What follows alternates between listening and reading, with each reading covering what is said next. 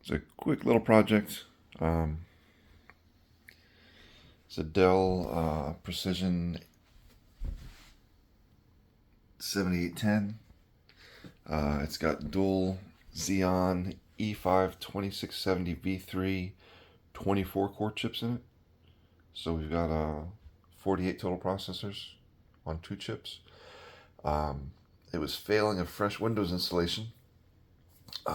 Kept giving memory errors and all kinds of things, and it took me forever to change out what's in the DIMM slots here and play around with them, and couldn't figure anything out. And I figured, let's start swapping out the CPUs. So I pulled one of them out of the CPU 2 socket and ran diagnostics, the built-in DELL diagnostics, and it finally passed it. It runs for like an hour, does this stress test on the CPUs and on the memory and other components in the system. And it passed finally after taking the second CPU out. So what I'm going to do is, and the thermal contact looked good, so I don't think that was the issue. The machine ran fine for a while. It's got an older 1050 card in here, not really for gaming. It was made to do 3D modeling with 128 gigs of RAM and 48 cores. And it actually did pretty well. It kept up with some of the newer GPUs and whatnot, with Pix4D modeling anyway. So I want to get this thing back together. So it sat for 3 or 4 months. Then it was moved physically from one location to another, and it ran, and then sat for another 3 or 4 months, then moved again, and then it had a problem.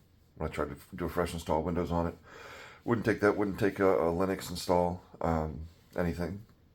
I kept failing. So I pulled the second CPU and everything actually, and it failed the internal diagnostics also. So pull the second CPU, now it works. And now I'm going to try to do a little troubleshooting. I'm going to take the first CPU out, which is this one. Just pull the cooler off. I'm going to put the second one in the first slot. They're identical, I think. And then I'll run the diagnostics again. That's going to tell me if there's something wrong with the socket or motherboard versus the chip itself. And it might be I can just put them both back in and everything's going to be fine. These computers are funny, so let's try that and see what happens. But the system, got like a 500 gig SATA SSD, the GTX 1050, and I've actually, what the CPU is sitting on right now is actually the DELL, I'll highlight that here in a second. I'll open it up when I get the system all put back together, but it's a,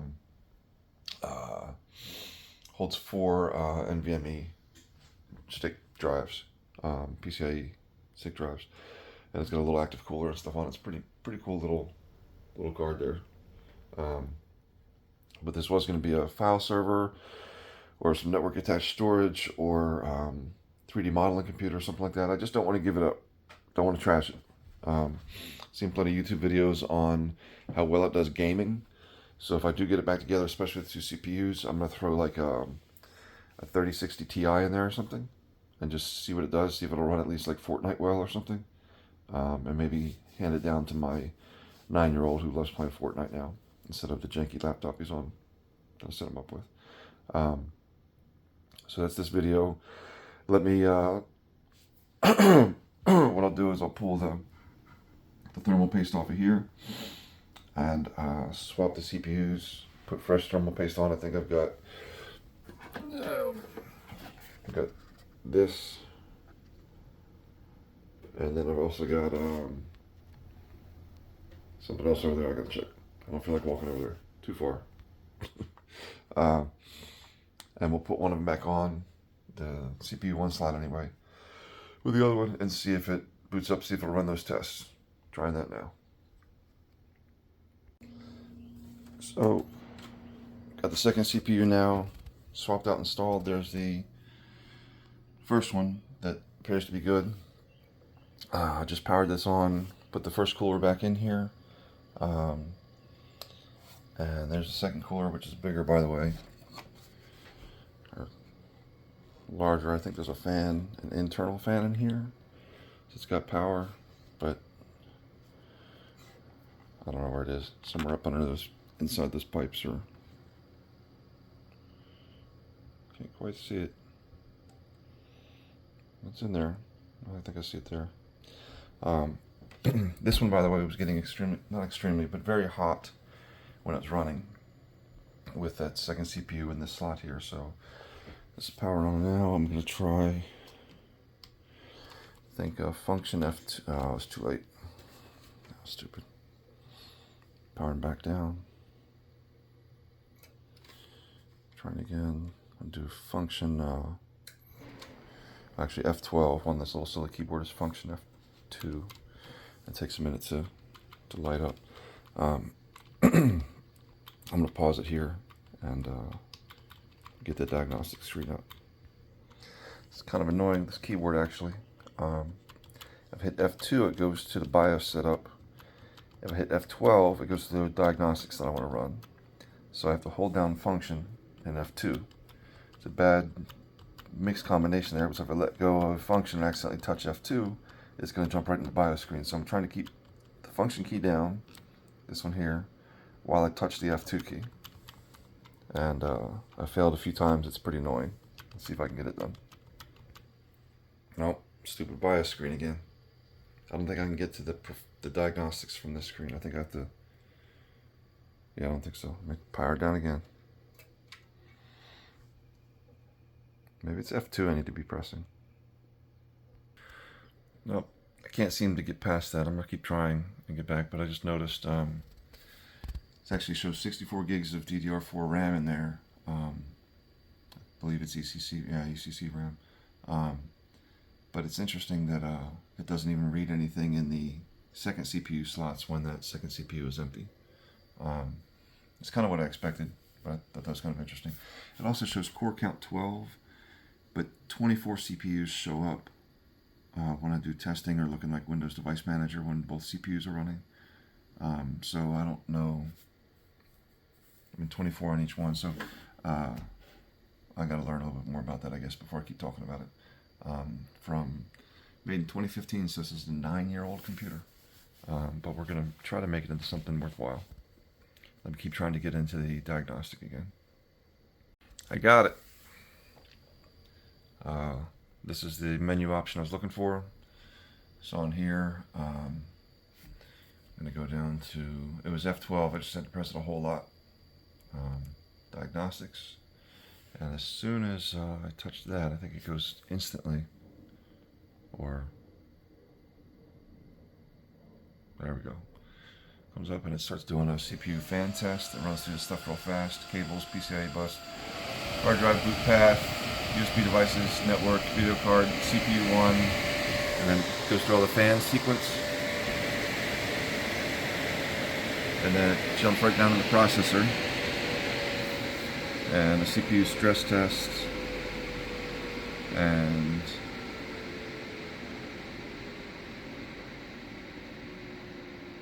let's see here. What's that? That's the monitor.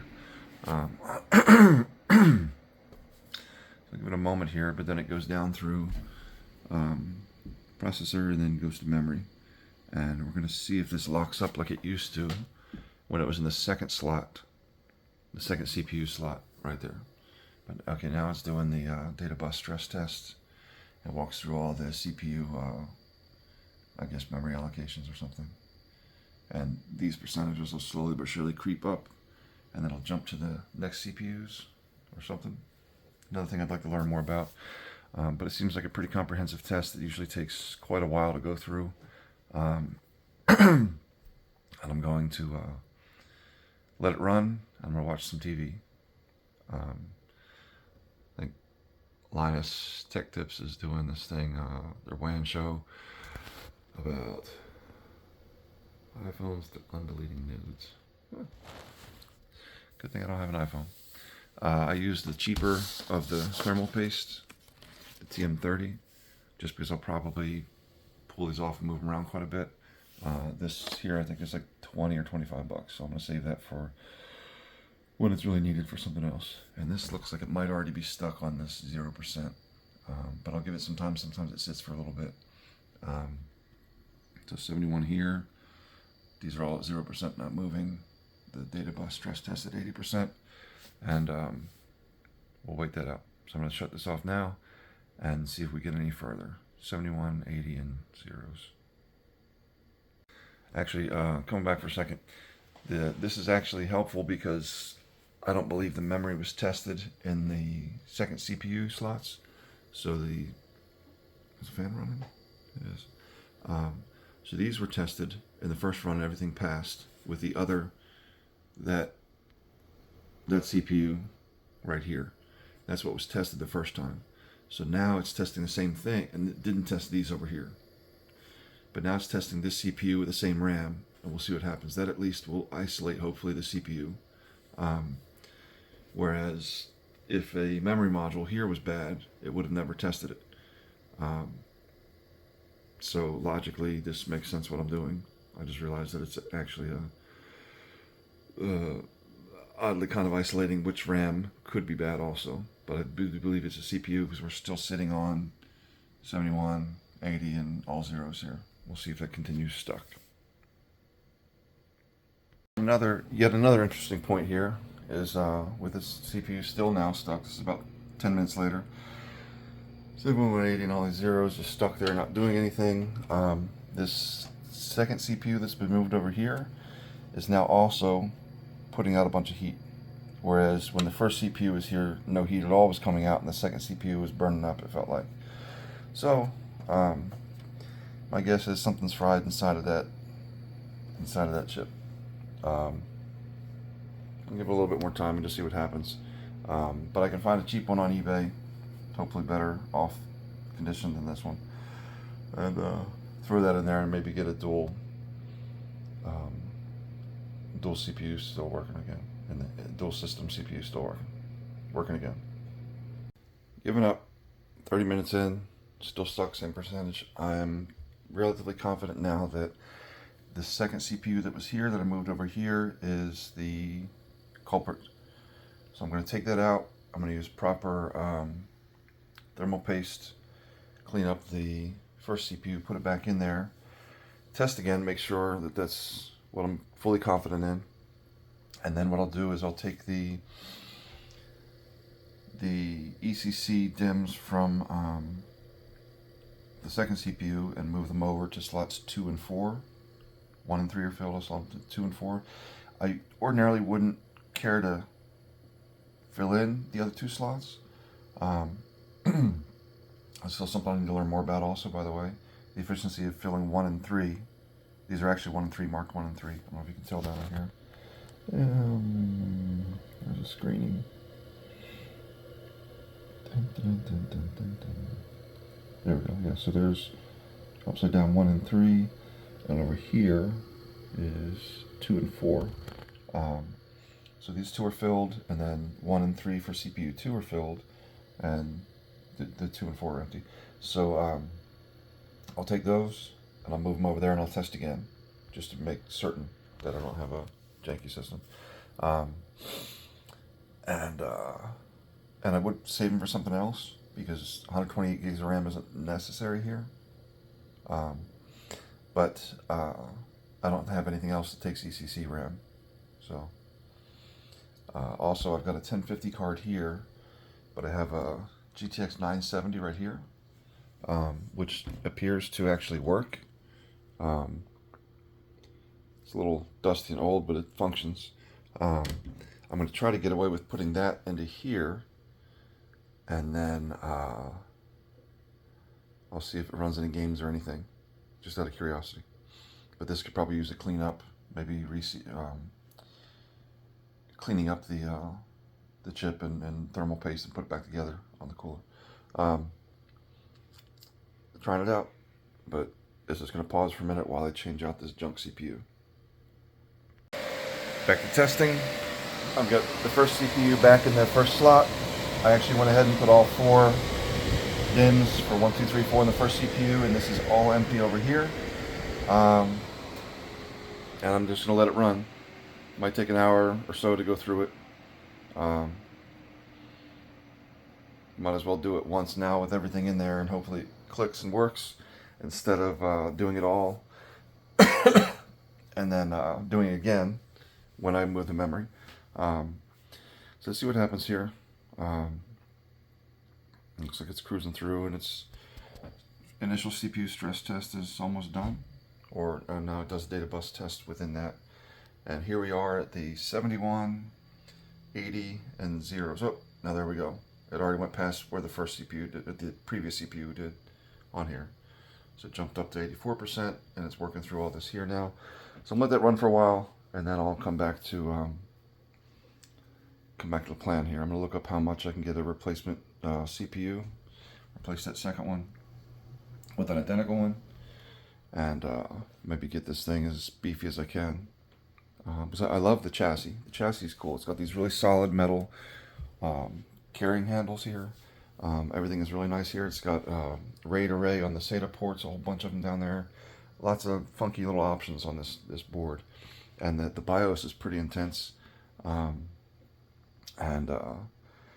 mean, ideally, I could put 2 of these E5 2670 V3 chips in and put better cooling on them. Leave that memory at 128, but split half and half on each CPU, and put a better GPU in there. And it's actually a pretty decent gaming rig from what I see online. I just like the form factor, even though it's proprietary Dell motherboard, of course. But it can certainly take. It's got 275 watt chips. Well, its power supply is 685 watts, so I can't do too much with it. But there's an 850 watt upgrade for it that fits in the same physical space. I don't know. We'll let this roll through, and I'm gonna watch some more television, make some breakfast, and come back when this completes. If it completes, hopefully it does. About 40 minutes later, that testing completed, and now it says no problems have been found with the system so far. Do you want to run the remaining memory test? This will take about 30 minutes or more. Do you want to continue? Recommended, yes or no? I'll hit yes. I'm guessing it's going to go through all the RAM sticks in there. I don't think it actually takes 30 minutes. Last time I did it, it took like 5 minutes. Going to do that now. So far, so good.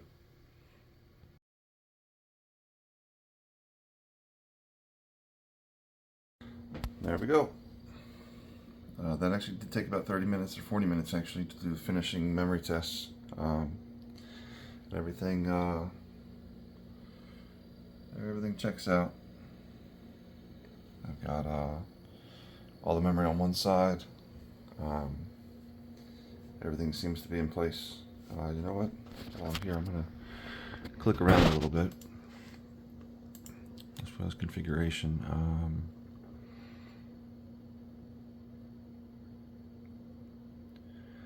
I don't see anything particularly interesting here.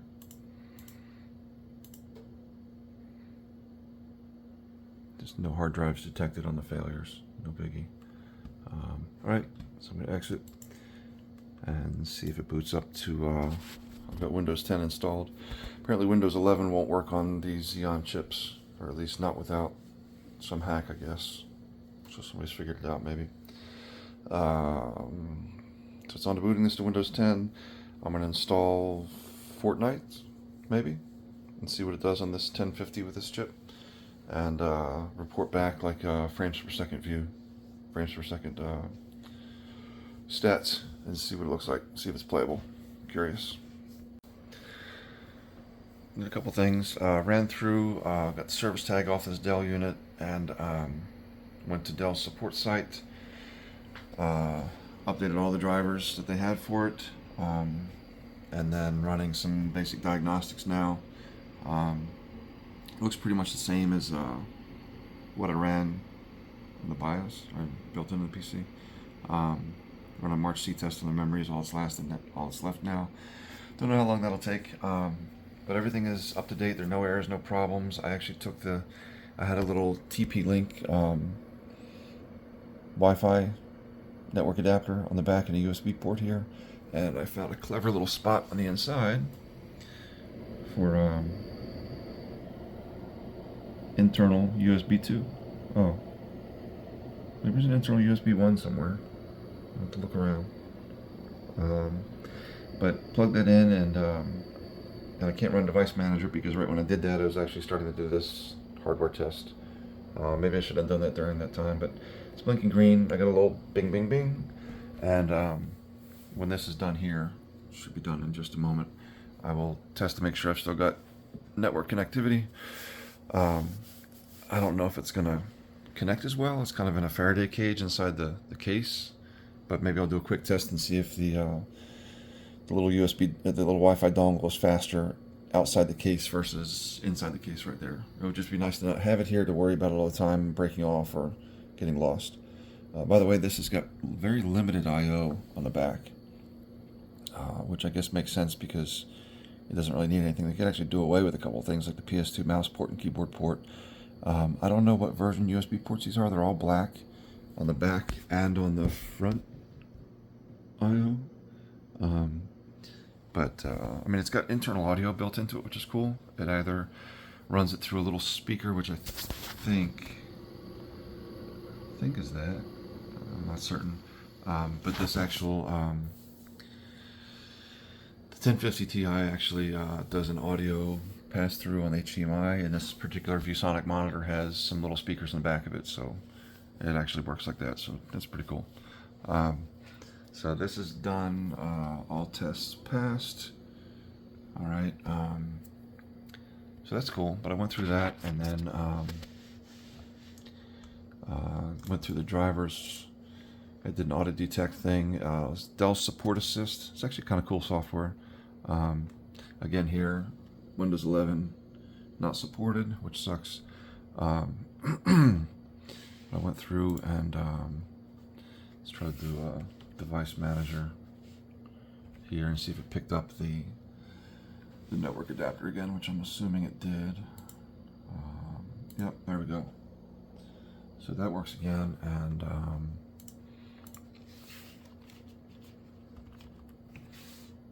I have internet. Okay. Actually, maybe we'll do this while you're here. Speedtest.net. Type in with one finger. Now this proper Ethernet on a different system was getting about 300 megabits per second download. This is only grabbing 30. So it's not Wi-Fi 6, obviously. This little dongle in there. If I actually use this at this location, I'll probably plug into an Ethernet port, or I will get some kind of different Wi-Fi dongle or PCIe card or something that will give me a little bit better connection. But at least it's functional, and I can download software and drivers and whatnot. So that's cool. Now on to let's see, maybe buttoning it up, and well, let me go ahead and install Fortnite now. So yeah, these are not great speeds, of course, but functional enough. Let's see what's next. Next up, actually, I'm going through Windows Update and putting all the garbage Microsoft stuff in here. So some critical things, or so they call critical, getting them all done. Of course, I get reminded again, I can't do Windows 11 on this. There's some optional stuff, including things for a ViewSonic monitor, which I might put in there because this monitor might stay with the system. So 32 inch or 31 inch maybe, 4K. So it's been pretty decent. But I'm gonna download all this stuff and update it and put all the optional stuff in there that makes sense, and then maybe I'll install third-party software. See what happens. So now, just for shits and giggles, I'm gonna go click every single optional update possible. Most of this relates to Intel stuff, but there's a ton of them, maybe 80, 90 of them or so, or more. I don't know what I'm doing, just clicking away. Can't hurt, right? Famous last words. So I'm going to do this and see how long it takes. Hopefully they're all just little updates. But I'm going to experiment with the hyper-threading and different options in the BIOS for these CPUs. So I might as well click all these Intel updates, and maybe one of them relates to the ability to utilize that stuff in Windows. We shall see if I screw things up or if things will continue to go well. most of the updates are done. I went onto a speed test after connecting an Ethernet cable, and I'm hitting about 100 megabits a second down, 35-ish up. This place actually has I don't know how it's connected, but when I connect wirelessly to the router with a decent computer, this guy over here, on Wi-Fi 6, I get like 300 to 400 megabits a second down, and almost equal upload speeds. Here, results 95-35, somewhere around there. At least better than what was previously captured with this TP-Link deal in here. So maybe proper Wi-Fi would be the trick in this location. But that's just a quick update there. Speaking of updates, it kept failing, all those weird optional updates, so I'm just letting that sit in the background, and I'm going to try to download the Epic Games installer now. Actually, I just did, so I will start that up now, and let's get Fortnite on here and see if it actually works. Playing around with Cinebench on this, and it's running right now, but it's way down here with one CPU. All the BIOS defaults though. I might toy around with that with hyper-threading, learn more about that and the turbo and everything, and see what happens. This is awfully slow, but we'll continue tinkering with it, and I'll report back in a few minutes, or in a few hours rather, how I can really tweak this thing nicely while I watch some other video on YouTube. Final Cinebench 2024 CPU benchmark is hitting 566 points, which is pretty blah from what I can tell. I don't really understand this ranking. It certainly can't be 7th overall in multi-core CPUs. 568, and then it jumps to 625, but like, I just have a feeling there's a bunch of gaps between 1, 2, 3, 4, all the way to 7. I'm not sure. There's plenty of other CPUs that I think would be more than that. I don't know. Some of those are pretty substantial though. I'll see. Well, I'm going to go and turn some stuff on the BIOS and then start this back up and see what happens. Maybe walk through this together. In the BIOS under Performance, first multi-core support. I guess you can limit how many cores you want to run here, up to 11, but there are 12 cores and 24 threads I'm figuring out, so I'm going to leave that at all. Intel SpeedStep is interesting. It actually says it's enabled by default, but if I disable it, then it places the processor in the highest performance state and prevents any adjustments. So I'm going to disable that so it runs at the highest performance state at all times.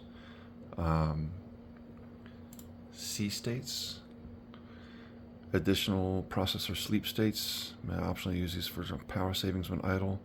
I'm going to disable that also. That seems like a performance decrease. Limit CPU ID value.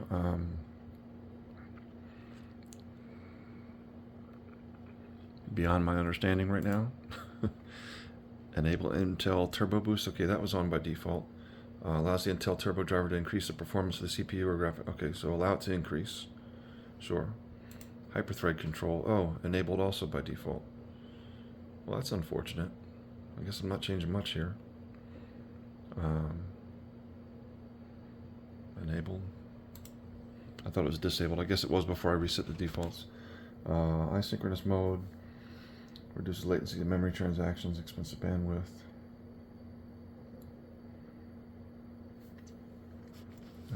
Leave that alone also. Cache prefetch, hardware prefetch. Yep. Enable DELL RMC. Enable DELL reliable memory technology.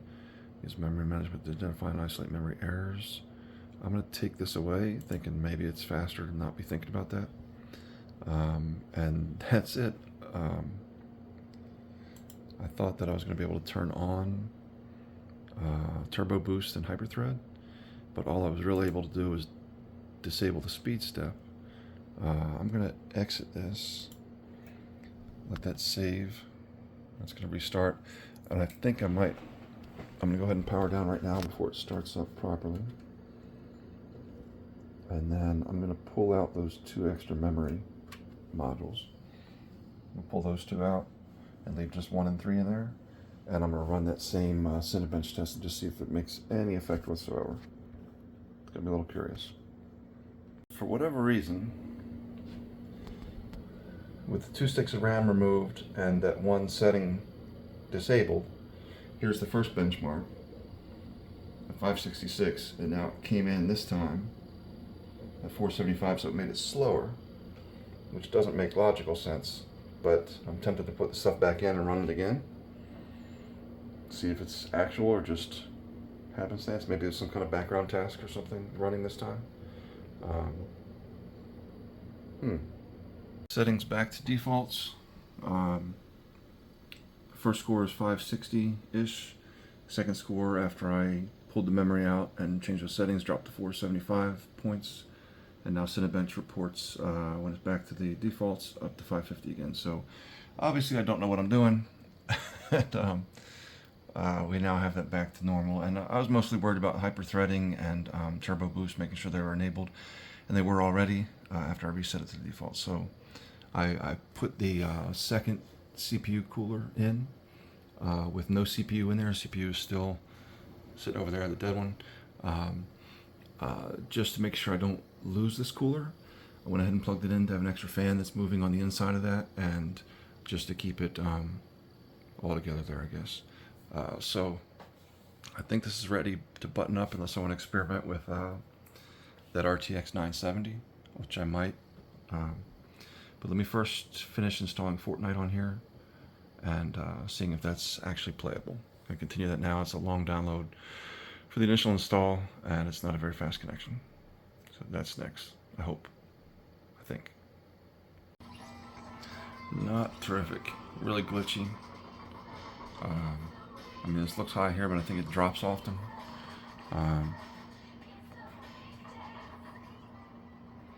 It's smoother right now than it was a minute ago. You can see some crap happening.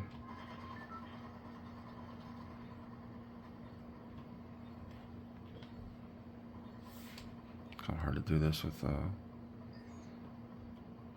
not enough hands there. So frame rate is just sitting here doing nothing. Hovers, but it'll blip down to like 40 something, 30 something sometimes. Yeah, it just did that. It felt really heavy right there. I mean, it's kind of playable. I'm on 1080p settings. I let it choose what settings to run for me, but maybe I will adjust that a little bit and downgrade something.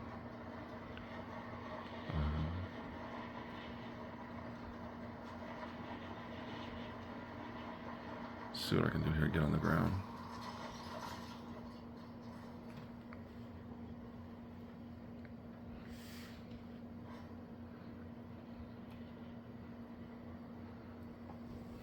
I mean, this is again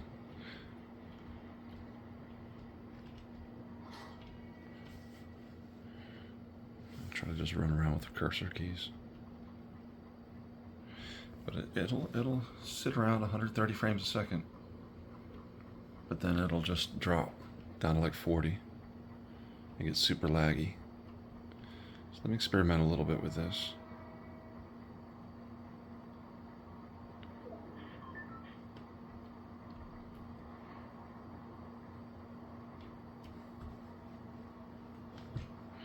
I mean, obviously 1080p is not the most ideal graphics here, but I mean, certainly playable, especially for a 9-year-old. Frame rate's staying pretty steady right now.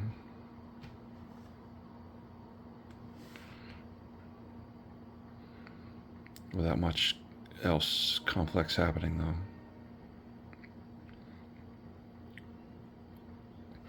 It'll jump up to like 150.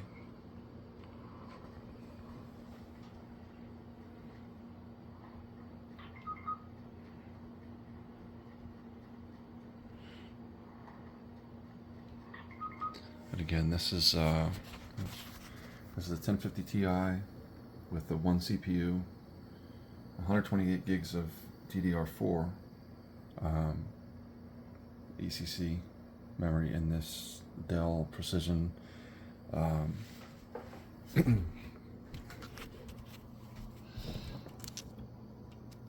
we go. The T7810, DELL Precision Tower 7810. But it'll run Fortnite. Let me go in and play with the settings a little bit and see what I can figure out.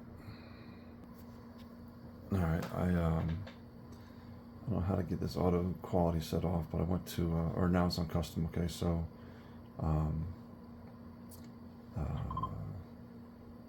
change the 3D resolution to 31%. Change shadows off, global illumination off, reflections off, view distance near, textures low, effects low, post-processing low. Show FPS on so I can watch it. And then, actually this was custom, but then it was, I had low. Oh, so low left this here, so I can actually reduce this further. So let's go 20, so whatever, 28%. Let's apply that.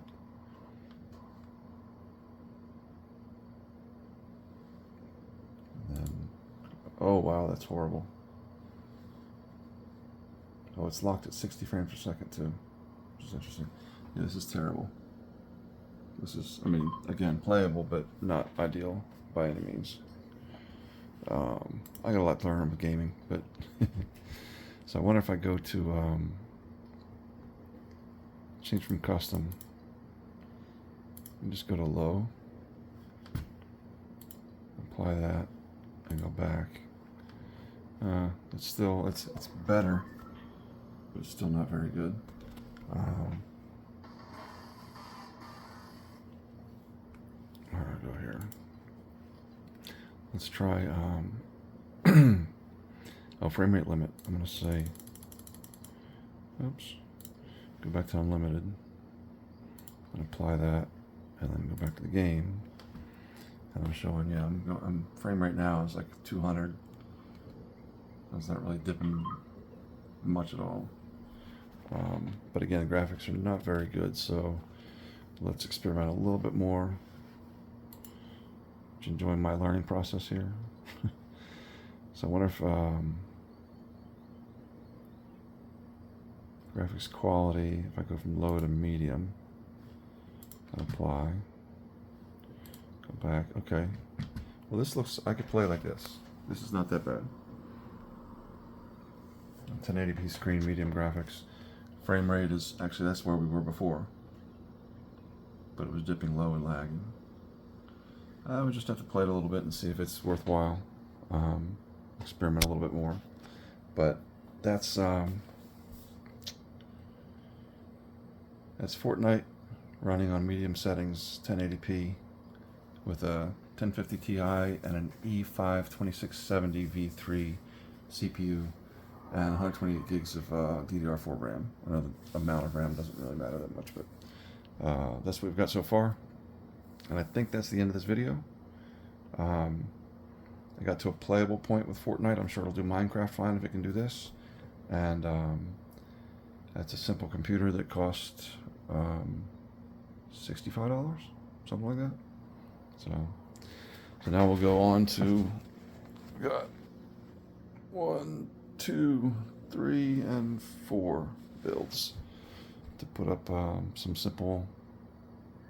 put together some simple gaming computers. I got a bin of goodies over here, RAM and whatnot, and got a couple GPUs. Most of these are actually built almost complete.